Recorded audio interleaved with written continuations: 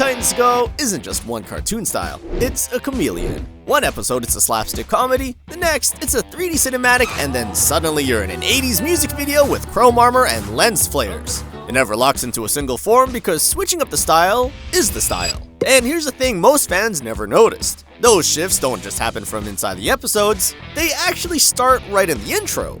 Look closely at the stick figure Titans. Every season, their little dance routine changes. It's subtle, blink and you'll miss it. But it's the first clue that this show is built to reinvent itself over and over. Even before the first punchline lands, TTG is already changing how the Titans move, look, and feel.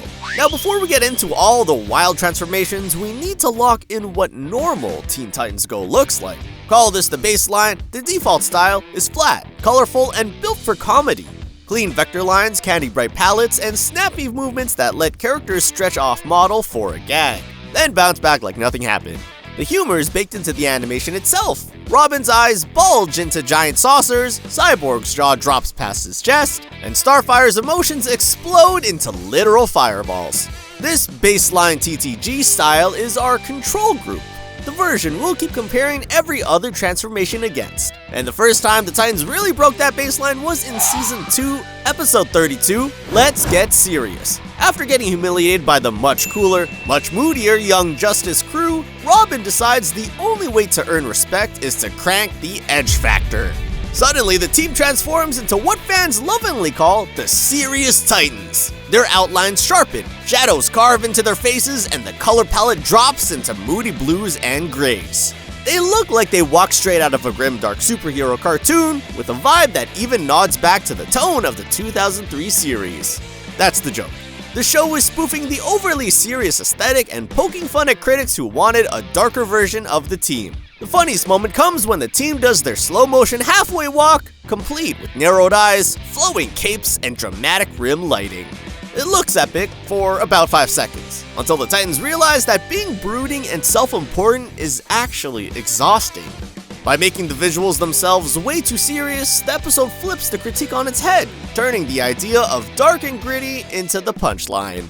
Then, in Season 3, Episode 20, Squash and Stretch, the Titans go in the opposite direction. Instead of gritty, they go full Looney Tunes. After a squirrel snatches their food, the team learns that realistic violence isn't funny. But cartoon violence? That's comedy gold. Guess what? You're laughing at violence. So they literally switch into Toon Titans, embracing the oldest trick in animation, squash and stretch. Bodies turn rubbery, arms whip around like noodles, and faces melt into rubber masks before springing back to normal. Robin gets pancake paper flat, peeled off the floor like a sticker, and then springs back into 3D. It's slapstick chaos, and the entire episode is basically a love letter to classic cartoon physics. The meta joke is that the rules of animation itself become the Titans' secret weapon, with the episode's title doubling as an animation lesson. Compared to the show's usual dialogue-driven humor, Toon Titans is wall-to-wall physical gags powered entirely by timing and exaggeration. The very same season also gave us another major style switch, the Magical Titans. In Riding the Dragon, the team gets pulled into a full-on fantasy quest. Suddenly, their flat sitcom world is gone, replaced by dramatic lighting, flowing capes, and anime-style energy blasts. The meta joke is that Teen Titans Go is parodying not just anime tropes, but the way anime leans into its own epic transformations. For a show built on goofy humor, this sudden pivot into quest hype feels ridiculously dramatic, and the gap between expectation and delivery is what makes it so funny. Then, in Season 4's Classic Titans, the team doesn't just borrow another style, they time travel through cartoon history itself. After Control Freak complains that modern cartoons are too loud and random, he literally forces the Titans to regress into the animation styles of older eras. What follows is the Retro Titans. Suddenly, the lines are stiffer, the colors are muted, and the movement clunky, like you're watching a forgotten Saturday morning cartoon from the 60s or 70s. Characters pop on and off screen in jerky cycles, backgrounds loop endlessly, and even the narrator sounds like he was lifted straight out of a vintage action scene. It's a perfect parody of the shortcuts older studios used when they were cranking out superhero cartoons on a budget. One of the funniest moments comes when the Titans are under attack by dinosaurs, but the limited animation makes it look like they're barely moving at all. The gag is simple, the style itself becomes the obstacle. By contrasting the fluid chaos of normal TTG with the stiff awkwardness of retro animation, the show skewers nostalgia while tipping its hat to the classics. But Teen Titans Go doesn't stop at parodying styles, sometimes it goes straight to the source. In one of the show's most meta moments, the creators of the modern Titans actually animate the creators of the original comics right into the episode. Marv Wolfman and George Perez, the legendary duo behind the 1980s New Teen Titans run, appear as cartoon versions of themselves at a comic convention. It's a hilarious, affectionate cameo that bridges the goofy world of TTG with the legacy of the comics that made the characters iconic in the first place. Seeing Wolfman and Perez celebrated alongside the modern cartoon team is the perfect collision of reverence and ridiculousness. For longtime fans, it's a reminder that no matter how wild Teen Titans Go gets, it still knows and honors its roots. Of all the style shifts in Teen Titans Go, none hit quite as big as the Night Begins to Shine arc.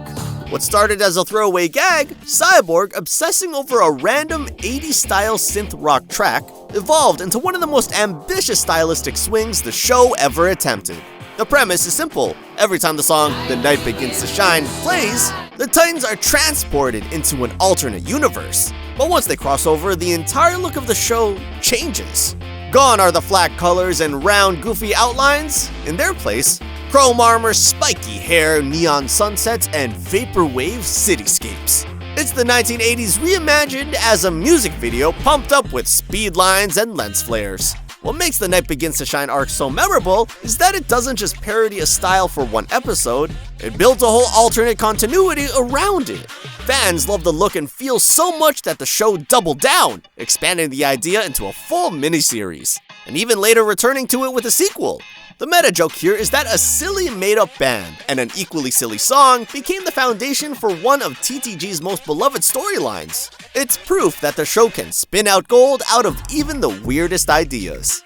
The iconic moments are endless, but a few stand above the rest. The Titans' first chrome-clad walk across the battlefield, Cyborg unleashing a skyscraper-shattering riff, and the wide shots of that neon skyline while the chorus blasts. It's cinematic, it's over the top, and it transforms Teen Titans Go from a gag-driven comedy into a full-blown hype machine. The tonal shift here is bigger than in any other style swing. Instead of mocking the tropes it borrows, the show commits so hard to the aesthetic that it becomes genuinely cool. And that's why Night Begins to Shine is remembered as the crown jewel of Teen Titans Go's endless transformations. After the neon highs of Night Begins to Shine, Teen Titans Go saved another big visual shift for one of its biggest milestones, the 400th episode.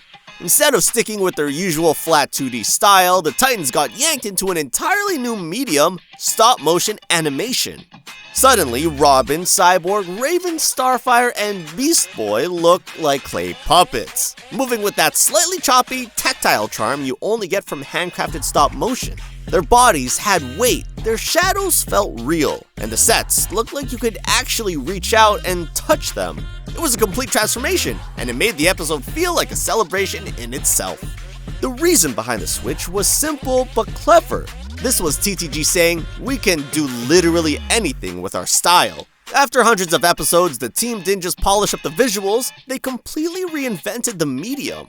The iconic moment comes when the Titans realize they've become toys in a miniature world. Their usual snappy movements replaced by the slightly imperfect jittery glide of stop motion. It's self-aware, it's playful, and it's a perfect way to mark a milestone by making the style itself the star of the celebration. And then of course, there's the ultimate crossover event, Teen Titans Go vs Teen Titans. On the surface, this might look like just a clash between the goofy 2013 crew and their cooler, moodier 2003 predecessors. But the movie is actually much bigger than that. It's a full-on multiverse of Titans. Over the course of the adventure, we see dozens of alternate versions of the team, each with its own design and style. Baby-style Titans with their rounder, softer shapes look like they pooped out of a preschool cartoon. Mermaid Titans remix the standard TTG style into underwater forms, complete with fins, tails, and seashell accents. There are Tiny Titans pulled straight from the comics, new 52-inspired takes, and even flashes of the Night Begins to Shine forms. The signature moment comes when the portals open and all of these different Titans flood the screen in a massive montage. Robins of every size and shape argue with each other, Multiple Starfires glow in different palettes, and dozens of Beast Boys morph into an entire zoo of creatures. It's chaotic, it's hilarious, and it's the perfect capstone to the idea that Teen Titans Go is never just one style. In fact, the movie makes the point crystal clear. This show doesn't just parody animation tropes, it actively celebrates the idea of reinvention by imagining the Titans across many styles and universes as possible. And that brings us to the big takeaway. Teen Titans Go isn't just one show. It's many shows, stitched together, constantly shifting, bending, and reimagining itself. From serious Titans to toon Titans, from retro callbacks to anime epics, from stop-motion puppets to multiverse madness. The Titans never stay in one lane for long. That's the part of what's kept the series fresh for so many years. Every style shift is both a joke and a love letter to the possibilities of animation itself. But here's the thing, we've only scratched the surface. The Multiverse gave us Baby Titans, Mermaid Titans, and a whole army of alternate designs, and every Robin, Raven, Cyborg, Starfire, and Beast Boy has their own variations waiting to be unpacked. So here's the challenge. If you want us to break down every single Titan design across the multiverse in its own video, drop the word designs in the comments, and we'll make it happen. And that's it for now, guys. Make sure to like, share, and hit that subscribe button. See you in our next video.